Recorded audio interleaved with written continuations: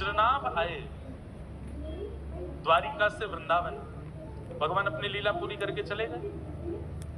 तो भगवान के परपौत्र वज्रनाभ 16,100 भगवान की पटरानियों को लेकर के वृंदावन आ गए। वे रानियां इतनी व्याकुल रहती थी कृष्ण विरह में, तब वज्रनाभ ने विचार किया मैं क्या करूं जिससे मेरी माताओं का शोक दूर हो। ये 24 घंटे ठाकुर जी को याद करती रहती हैं। तब उन्होंने ठाकुर जी के 3 विग्रहों का निर्माण करवाया, गोविंद देव, मदन मोहन और श्री गोपीनाथ। तो जैसे ही गोविंद देव जी प्रकट हुए, माताओं ने घूंघट कर लिया और मानो जैसे ऐसा लगा कि प्रत्यक्ष श्याम सुंदर सामने आ गए। वही गोविंद देव जी कालांतर में भूमिगत हो गए, वृंदावन की भूमि के अंदर विराजमान हो गए। फिर इसी बंगाल की भूमि से, मैं नाम भूल रहा हूँ गांव का, श्री रूप सनातन गोस्वामी जी का गांव राम है, राम के लिए एक स्थान है पश्चिम बंगाल में।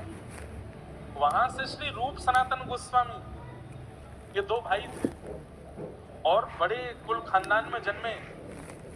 एक राजवंश में नौकरी करते थे, लेकिन बहुत संपत्ति थी इनके पास। श्री चैतन्य महाप्रभु का ऐसा सत्संग प्राप्त हुआ, सब छोड़ करके वृंदावन चले गए। तब श्री रूप गोस्वामी पाद, उन्होंने यमुना तट पर बैठ करके ऐसा भजन किया कि एक दिन रात्रि स्वप्न में छोटे से ग्वारिया बनकर के ठाकुर जी चित्त में आ गए और आकर के मानो इनको स्वप्न में लेकर के गए एक मिट्टी के टीले के ऊपर, और जाकर के मानो आज्ञा करी मैं यहीं बैठा हूं, मुझको यहाँ से निकालो।